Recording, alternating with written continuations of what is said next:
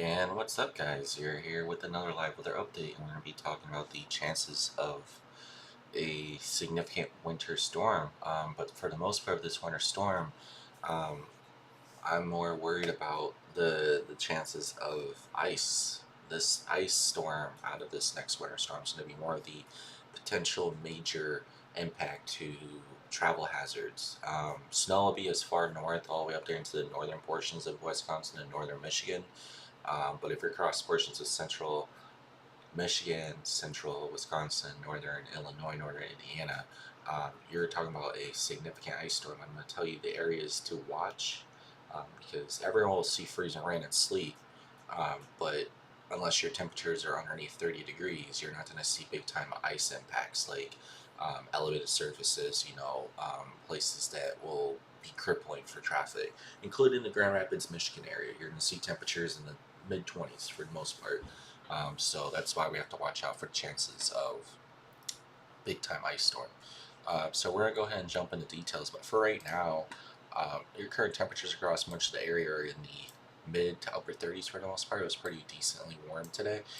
There is winter weather advisories way up north across portions of northern Michigan and northern Wisconsin for a narrow band of some snow. 2 to 5 inches of snow expected from 2 a.m. till noon Monday. So it's a quick clipper system moving through across portions of the northern tier of the United States, but that's not the major story here. So we're going to go ahead and jump into those details for right now. Here's the current GFS model, and I just want to relay that all the models have different similar tracks, right? The GFS model having its own track within the European model, but the European model has been very consistently showing. So we got the system that comes here developing. Obviously, GFS is different play. It has it come through Wednesday with some heavy rain, decent heavy rain. Across portions of the central states going into the east coast. So it shows widespread freezing rain and icing and snow to the north. Depending on how more compact this system and well developed it is, there could even be some really gusty winds in the backside of this system as well around the Great Lakes. But the GFS model obviously has this coming in Wednesday into Thursday and then brushes off to the east. Another system develops behind that and pushed off to the east as well. And then another system, and then another system. So it's going to be a very active February. All the models have been showing several systems of developing through early to mid-February, meaning they could be significant winter storms or it could be severe weather. But I think cold weather is going to be also invading and coming in from the backside with each one of these systems. Cold air is going to be coming back once again. See, the cold air keeps diving back south, opening from Canada, obviously. Each passage with each system drags in more cooler air, and it looks like another Arctic polar blast could be in place in portions of in mid-February is possible based on the European model, but the GFS model doesn't currently buy it, even though temperatures across much of the central and northern tier United States are in the 20s or 30s, but I think way up there across portions of North Dakota, Utah, Minnesota, Wyoming area, even into northern UP of Michigan, you could be experiencing, some significant cold weather coming back again into portions of mid-February for sure. But across other states south of that, still to be determined because there's still a lot of disagreement between all the forecast models at this point. Typical when we go into February, we're kind of seeing a changeover, but weather's still fighting back at this point. So let's go ahead and zoom in here. We'll go over here now. I'll go back to the GFS model. Let's go Wednesday, obviously. There's 2 winter storms going to be coming in. The one Wednesday into Thursday, and then another one Friday. So the GFS model isn't totally psyched about the precipitation wise. What the European model is showing, but the European model has been very more consistent. It shows freezing rain coming in across the area. It does show temperatures in the 30s and under. Underneath that freezing line, you see the freezing line is right here. But north of that, temperatures are 28, 29 degrees. You do want that for freezing rain if you want a significant ice storm, of course. No one wants it, but the people who do enjoy ice, I guess, like myself, you need temperatures to be in that steady 28 degrees, 29 degrees temperature. So you see the freezing rains right there. You see temperatures north of the freezing line is about 28 degrees. Temperatures way down there to the south in the 60s, which could be the possibility of some severe weather as well around this system comes in midweek. But I didn't see anything from the SPC yet. But based on accumulation here at the GFS, let's see here. It does show some spotty areas of 1/10 of an inch to 1/4 inch in some areas. We can see some thunder sleet, thunder freezing rain.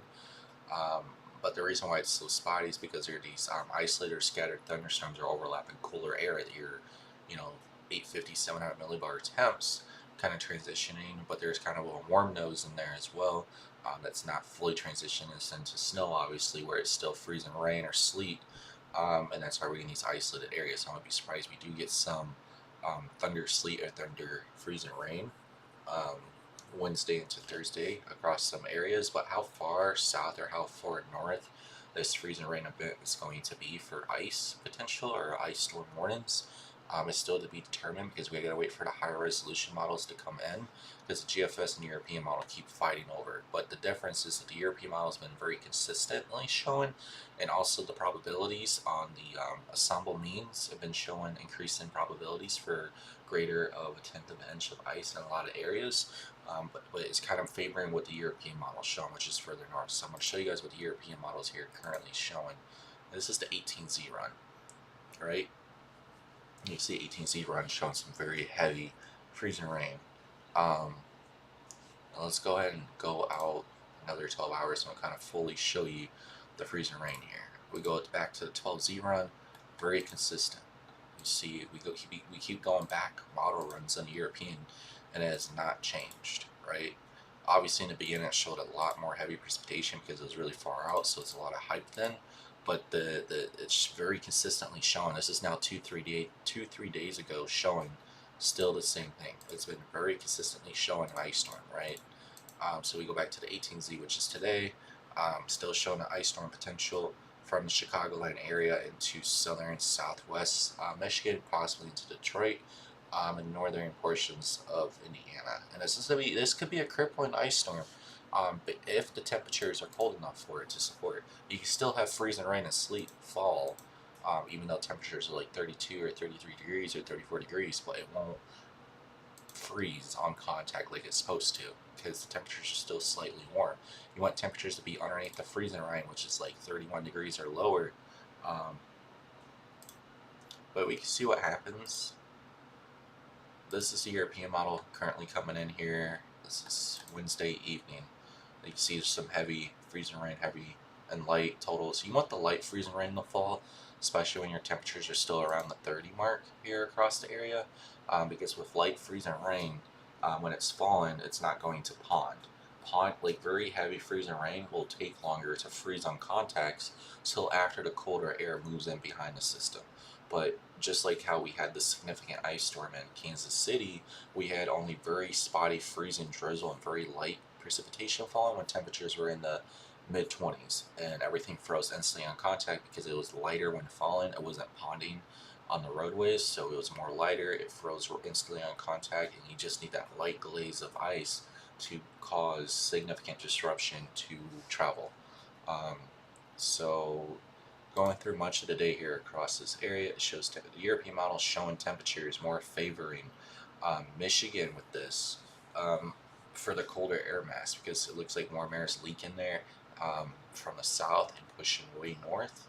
But there is really cold air over portions of central and southern Michigan. And Michigan usually gets the better overall hand on these typical February winter storms when it comes to ice storms. Did chase one a few years ago, and I was up there towards northeast of Grand Rapids. Did experience a ton of accidents, but you can see the warm air pushing in out of the southwest. Then you got the freezing rain just pivoting around portions of central and southern Michigan, but your temperatures across all of that area are in the 28, 27, 26 range, which means it could be big time crippling ice storm across portions of Michigan, favoring Michigan only. Chicago could get some icing, but like I said, with the temperatures on the rise, It all really depends on how cold your surface temperatures are. If your surface temperatures are 32 degrees or higher, you're not going to get icing to cripple traffic, right? I mean, it's going to be falling, freezing rain and stuff, but it'll take longer for it to freeze on contact. Now, untreated roadways are different, and there could be a lot of untreated roadways across Michigan and northern Indiana because they'll be paying more attention to the major highways and interstates. So that's another thing to think about on your morning commute on Thursday morning or Wednesday night. Avoid side roads and don't be speeding across portions of Michigan or northern Indiana because you might come across ice and you might slide off the road at high speeds. That won't be good.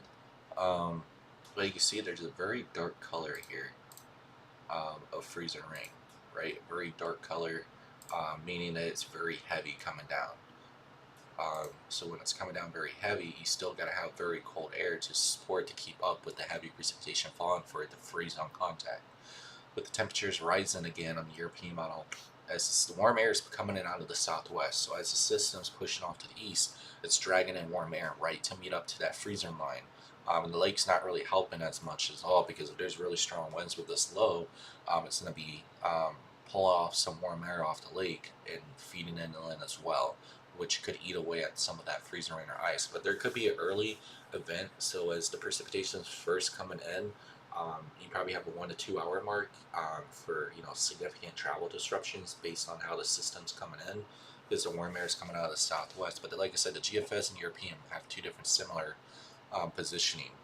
The European model has the warm air coming out of the southwest, while on the GFS model it's kept it more to the south.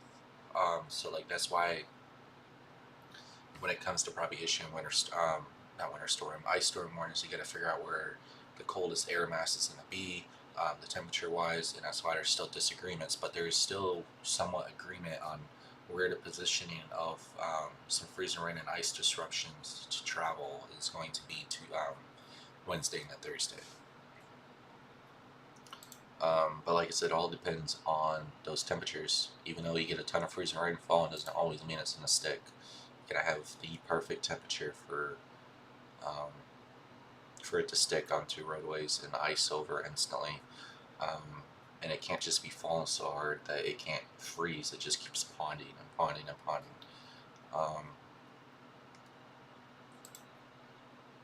Oh, here's the flash. This is what's very interesting on the European model. You can see here's the lightning detector. It flashes with some thunderstorm activity. That's thunder, sleet, and thunder, freezing rain with lightning and stuff happening across portions of northern Illinois Wednesday night. So that's something else to be cool as well.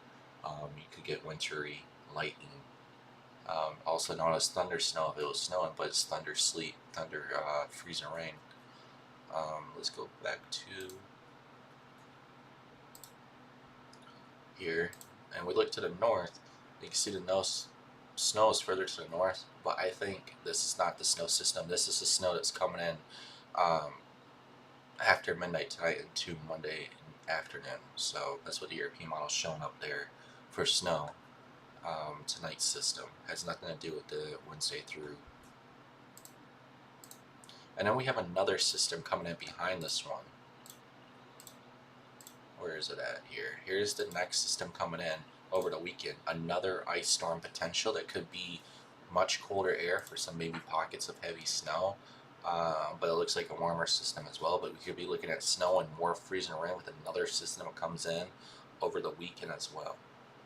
So there's going to be two systems. You have the system that comes in Wednesday and a Thursday, and then you have the other system that comes in over the weekend, which is still to be undetermined. So obviously we got to worry about the first system. But the first system does look messy with a lot of freezing rain. It's just the temperatures have to be perfect to get the ice storm potential that we want and don't want. Hate and love relationship with that, I guess. But the NAM model's in range now. Here's the NAM model. Okay, so the 18Z is in range. So here's the 18 range, 18Z. So let's back this up a little bit. So what I like about the 18Z, it's not overly hyped with how much precipitation is coming in. But like I said, you don't need a ton of freezing rain falling. You just need these patchy areas of freezing rain that comes in. And if your temperatures are, say, like how the NAM model's showing, you just need like a light shower of freezing rain that come in over an area, and your temperatures are 28 degrees, just like I was telling you guys about the Kansas City event before it even happened. If your temperatures are 28 degrees and you just have the lightest of freezing rain coming in across that area, it's going to instantly freeze on contact, meaning all your roads are iced over, right? Instantly.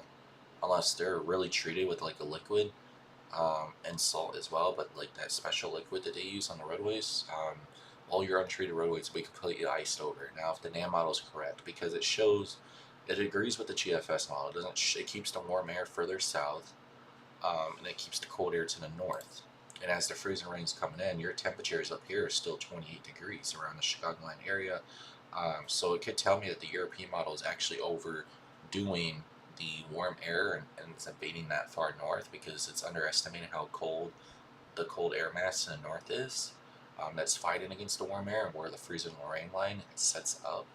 But this also tells me that there's a bigger chance of a potential significant ice storm um, coming into portions of northern Illinois, northern Indiana, and southern Michigan on Wednesday night into Thursday. So that's what the NAM models tell me. Even though it's not, big time on precipitation and heavy stuff, you don't need it that heavy.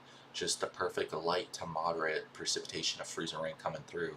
And look at your temperatures here already set up across the area here.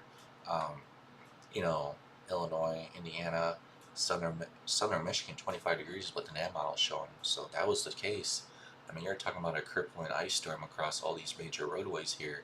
If your temperatures are steady 28 degrees or 26, 25 degrees when it's freezing rain falling, that's bad. Let's get a closer look here. I want to look on the NDFD forecast model here. Look at between Illinois and Indiana.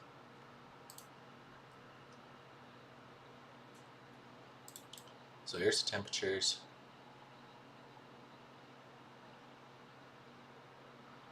I'm assuming this is when the precipitation is coming in. So here's the temperatures on the NDFD forecast model. The night before, so Tuesday night temperatures overnight Tuesday night are basically in the upper 20s, but it tells me that temperatures are colder across. So the NDFD forecast model seems like it's buying the European model. That's what it's showing. And it's not showing a big time icing event. Now the NDFD forecast model is very accurate sometimes when it comes to winter, but it also has its downfalls when all the other major forecast models are showing against the NDFD forecast model, and the NDFD forecast model doesn't play the catch-up game till the day of. So that could be another catch-up game that we're looking at right here. Let's look at the national blend model here.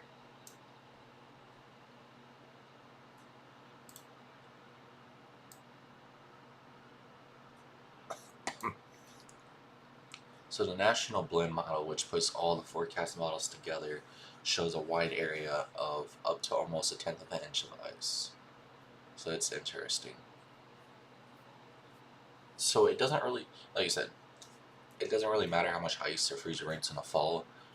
Your overall impact to travel depends all entirely up to your surface temperature and what roadways are treated Wednesday night into Thursday morning. You only need a very light glaze of ice. So you need like a really light drizzle or a shower of freezing rain falling on the roadways. And if it's not really heavy and your temperatures are below 30 degrees, you need to watch out with your driving conditions on those roadways because it's going to ice instantly on those roadways. Now, if it's over 32 degrees, you still need to watch out, obviously, but you don't have a major immediate concern. But if your temperatures are 30 degrees under and you're checking your car and you have freezing rain falling, but it's not really heavy and it's coming down light, but it's totally just rain, which is freezing rain, then you need to watch out when you're driving on the roadways. I wonder if the Canadian model is in range to 10 km.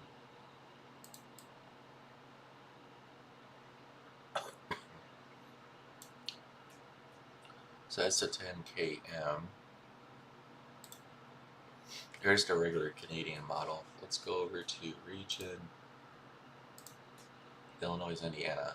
So the Canadian model favors Indiana tollway getting nailed with freezing rain. Um, Basically from southern Michigan into northern northeast Indiana and northern Ohio, showing accumulations of over 1/10 of an inch. Now let's see while it's falling here. Let's see what their temperatures are.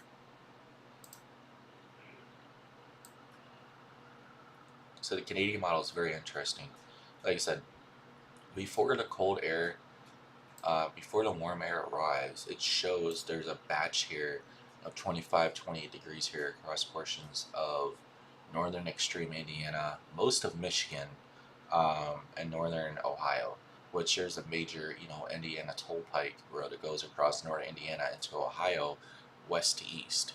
Meaning, if the temperatures are 25, 28 degrees based on the Canadian model, you're gonna have significant impacts on that, those major interstates, especially the one that goes out of Fort Wayne, north and south as well. Forgot which one that is. Um, but then you see the warm air comes in from the south and then starts driving east, and big time cold air comes in Friday. So Thursday late night after the system leaves, cold air is already immediately returning from the backside. And this is what the Canadian model is showing actual surface temperatures into the single digits and negatives off to the northwest. And that means possible wind chills are already going to be below zero going into Friday morning. So not all the models are catching this. Like I said, all the models are showing something different. But the Canadian model is very aggressive with the cold air returning right behind the exiting system. So it tells me that if there's going to be some significant cold air already in place for the weekend system coming in, we could be talking about another potential significant winter storm, or there could be ice and snow, or it could be just a major snowstorm. We'll have to see once this first system exits, obviously, but there's already big time cold air coming in behind the first system that comes out. And that's what the Canadian model is showing. Now I'm just going to set this right here. Let's go back right here. So this is like Wednesday night. Let's go over to the GFS. Here's the GFS. See the big difference here? Difference in the timing, difference in the positioning, difference in the temperatures. All showing different things. But it does show big time cold air return behind the system, but it's not as big. I mean, you're still seeing temperatures in the 20s, and probably wind chills are going to be in the teens or single digits, but the Canadians trying to pull out negative wind chills Thursday late night into Friday morning. But let's go down here. Let's go to freezing rain. Here's, like I said, here's what the GFS model is showing for freezing rain across Indiana, Illinois, portions of Ohio. Like I said, it doesn't have to be heavy, but if you get a light glaze when temperatures are already 30 degrees, you're going to see significant winter storm impacts. And then we got the European model, of course, which is further to the north, but it's been very consistently showing. I don't entirely agree with it. I also don't entirely disagree with it, because there's going to be some scattered, widespread pockets of some thunder sleet or thunder freezing rain. So based on the European model, what it's showing here is there's going to be some very heavier precipitation, but then you have the NAM model, which is usually the one that does the overperforming for precipitation. It's not really that aggressive on it. I don't think, well, this is the 18Z run here, but the 18Z run does show 1/10 of an inch of ice accumulation, but colder temperatures as well. So all the models show the potential of icing. Now it's just a matter of time. By the time Tuesday comes, if we have either winter weather advisories up for the icing that's coming, or we're going to have ice storm warnings in some areas where the colder air does overlap at the surface. It's way colder at the surface when the freezing rain's falling. It is having some major travel impacts. I don't even think our day 1 to 3 is showing up yet for this at all. So no, there is no winter storm severity index even showing up across area besides the stuff coming in tonight into tomorrow. But other than that, that's what they're all showing right now. Here's the European ensemble memes. Let's, um, oops. Now we go over to winter. It doesn't have a freezing rain thing. Nope. Okay. But that's, I mean, that's all the details that really have here on the freezing rain event. If you guys are just now joining in, make sure to watch it all over again once the stream ends. But that's about it. That's all the details I have right now. Um, if I look at more consistently showing forecasts, I'll start posting some maps.